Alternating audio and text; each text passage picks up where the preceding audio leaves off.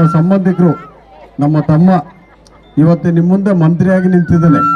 ನಾವು ಹಿಂದೆಲ್ಲ ಕೂಡ್ಲಿಗೆಯಲ್ಲಿ ಶಾಸಕರಾಗಿ ನೋಡಿದ್ವಿ.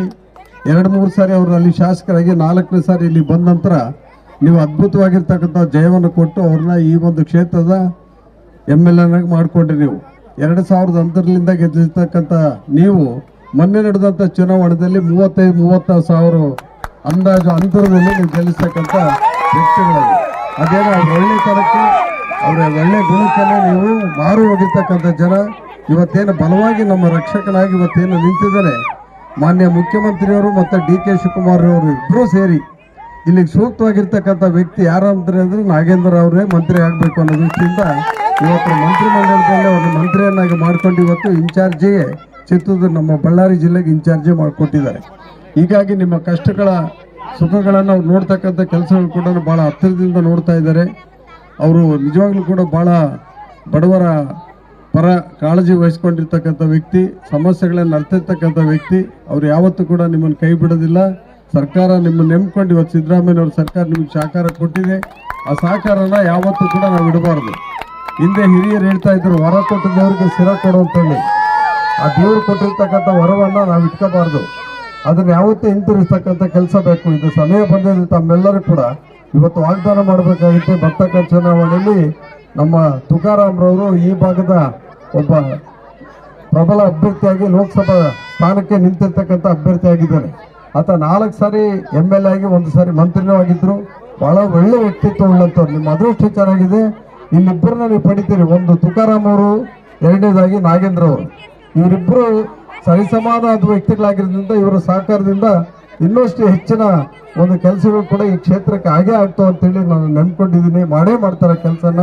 ಅವ್ರನ್ನ ನಂಬಿ, ಸರ್ಕಾರ ನಂಬಿ ಸಿದ್ದರಾಮಯ್ಯನವ್ರು ಕೊಟ್ಟಿರ್ತಕ್ಕಂಥ ಮಾತಿಗೆ ಮನ್ನಣೆ ಕೊಟ್ಟು ತಾವೆಲ್ಲರೂ ಸಹಕಾರ ಕೊಟ್ಟು ನಡೀತಕ್ಕಂಥ ಚುನಾವಣೆ 7ನೇ ತಾರೀಕು ನಡೀತಕ್ಕಂಥ ಚುನಾವಣೆ ನೀವೆಲ್ಲರೂ ಒಗ್ಗಟ್ಟಾಗಿ, ಹಿಂದೆ 2014ರಲ್ಲಿ ನಾನು ನಿಂತ ಸಂದರ್ಭದಲ್ಲಿ ಪ್ರತಿ ಹಳ್ಳಿಗಳಲ್ಲಿ ಕೂಡ 100ಕ್ಕೆ 80 ಭಾಗ ಓಟುಗಳನ್ನು ಕೊಟ್ಟು ಗೆಲ್ಲಿಸ್ತಕ್ಕಂಥ ಕೆಲಸ ಮಾಡಿ ಅವತ್ತು 38,000 ಅಂತರದಿಂದ ಗೆಲ್ಲಿಸ್ತಕ್ಕಂಥ ವ್ಯಕ್ತಿಗಳು ನೀವು.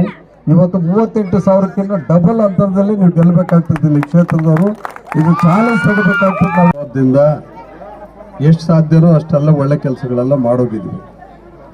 ಯಾಕಂದ್ರೆ ಆ ದಿವಸ ನಾನು ಗೆದ್ದು ಬಂದಂಥ ಸಂದರ್ಭದಲ್ಲಿ ಶ್ರೀಮಾನ್ ಸಿದ್ದರಾಮಯ್ಯನವರೇ ಮುಖ್ಯಮಂತ್ರಿ ಆಗಿದ್ರು.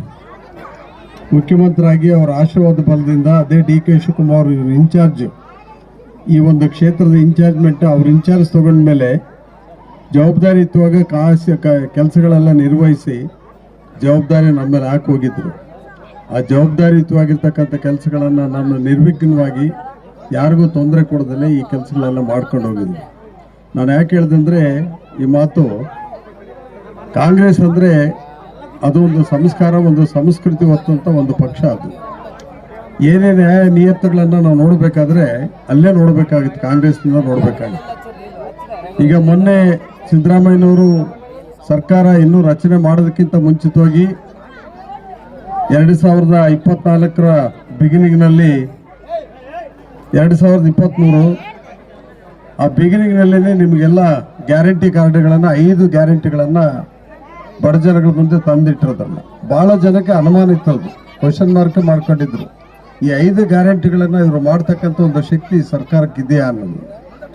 ಸರ್ಕಾರ ರಚನೆ ಆದಮೇಲೆ ಸಿದ್ದರಾಮಯ್ಯನವರು 2 ತಿಂಗಳಲ್ಲಿ ಕೂಡ 5 ಗ್ಯಾರಂಟಿಗಳನ್ನು ಈಗ ಏನು ಮಾತು ಕೊಟ್ಟಂಗೆ ಮಾತಿನ ಪ್ರಕಾರ ನಡ್ಕೊಂಡು ಇವತ್ತೆಲ್ಲರೂ ಕೂಡ ಫಲಾನುಭವಿಗಳು ಅದನ್ನು ಅನುಭವಿಸ್ತಕ್ಕಂಥ ಕೆಲಸ ಕೂಡ ಮಾಡಿದ್ದಾರೆ. ಅದರಲ್ಲಿ ಬಹಳ ಮುಖ್ಯವಾಗಿ 2 ಶಕ್ತಿ, ಒಂದು ಗೃಹಲಕ್ಷ್ಮಿ ಕೊಡ್ತಕ್ಕಂಥದ್ದು, ಇನ್ನೊಂದು ಬಸ್ಸುಗಳಲ್ಲಿ ಓಡಾಡತಕ್ಕ ಮಹಿಳೆಯರು ಕೊಟ್ಟಿರ್ತಕ್ಕಂಥ ಒಂದು ಯೋಜನೆ ನಿಜವಾಗ್ಲೂ ಕೂಡ ಹೆಣ್ಮಕ್ಳು ಬಹಳ ಖುಷಿ ತಂದಿರ್ತಕ್ಕಂಥದ್ದು. ನಾನು ಚಿತ್ರದುರ್ಗದವನು, ಚಿತ್ರದುರ್ಗ ಜಿಲ್ಲೆಯಲ್ಲಿ ಮೊಳಕಾಲ್ಮೂರು ಕ್ಷೇತ್ರಕ್ಕೆ ಸೇರಿರ್ತಕ್ಕಂಥ ವ್ಯಕ್ತಿ ಆಗಿದ್ರು ಕೂಡ ಎಲ್ಲೋದ್ರೂ ಕೂಡ 100ಕ್ಕೆ 80 ಭಾಗ ಬರೀ ಹೆಣ್ಮಕ್ಳನ್ನೇ ನಮ್ಮ ಜೊತೆಗೆ ಬರ್ತಾ ಇದ್ರು. 20% ಜನಗಳು ಕೂಡ ಗಂಡಸರು ಬರದೇ ಹೋದ್ರು ಕೂಡ ಹೆಣ್ಣು ಮಕ್ಕಳು ನಾವಿದ್ದೀವಿ ಅಂತೇಳಿ ಧೈರ್ಯ ಕೊಟ್ಬಿಟ್ಟು ನಮಗೆ ಸರಿಸಮಾನವಾಗಿರ್ತಕ್ಕಂಥ ಒಂದು ಆದರ್ಶವಾಗಿರ್ತಕ್ಕಂಥ ಮಾತನ್ನು ಕೊಟ್ಟು ಮಾಡಿದ್ರು. ಅದೇ ರೀತಿಯಲ್ಲಿ ಕೂಡ ನಮ್ಮೆಲ್ಲ ಸ್ನೇಹಿತರು, ನಮ್ಮ ಬಂಧುಗಳು ಕೂಡ, ಅಣ್ಣ ತಮ್ಮಗಳು ಕೂಡ ಯಾವತ್ತೂ ಕೂಡ ಕಾಂಗ್ರೆಸ್ನಲ್ಲಿ ಇರ್ತಕ್ಕಂಥ ವ್ಯಕ್ತಿರು ಅದೇ ಬಲದ ರೂಪದಲ್ಲಿ ಹಿಂದೆ ನಿಂತುಕೊಂಡು ನಮಗೆ ಒಂದು ಶಕ್ತಿಯನ್ನು ಕೊಡ್ತಕ್ಕಂಥ ಕೆಲಸ ಮಾಡಿದ್ದಾರೆ. ಹೀಗಾಗಿ ನೀವು ಗೃಹಲಕ್ಷ್ಮಿ ಯೋಜನೆ ಅಡಿಯಲ್ಲಿ ಈಗಾಗಲೇ 2,000 ರೂಪಾಯಿ ದುಡ್ಡು ಬರ್ತಾ ಇದೆ. ಎಲ್ಲರ ಅಕೌಂಟ್ಗೂ ದುಡ್ಡು ಬರ್ತಾ ಇದೆ ಇಲ್ಲಮ್ಮ? ನಿಮಗೆ ಹೆಣ್ಮಕ್ಳು ನೀವು ಅಲ್ಲಿದ್ದೀರಿ, ಬರ್ತಾ ಇದೆ ಇಲ್ಲ? ಬರ್ತಾ ಇದೆಯಾ? ಧೈರ್ಯವಾಗಿ ಮತ್ತೆ ಕೈ ಎತ್ತಿರ ಮತ್ತೆ. ಆ ಕಡೆ ಜನ ಯಾರು ಮಾತಾಡ್ತಾ ಇಲ್ಲ ಅವರು.